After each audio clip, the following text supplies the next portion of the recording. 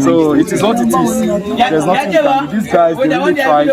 They helped me. They lift the bike up for me because I was under the bike. So thank you very much. Thank you, Abong. Thank you, guys.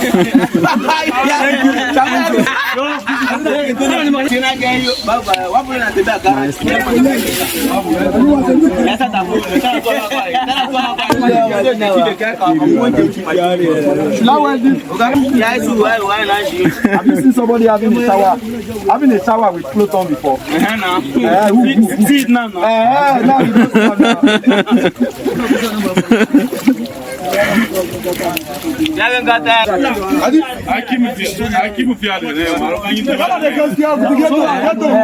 once again I fell.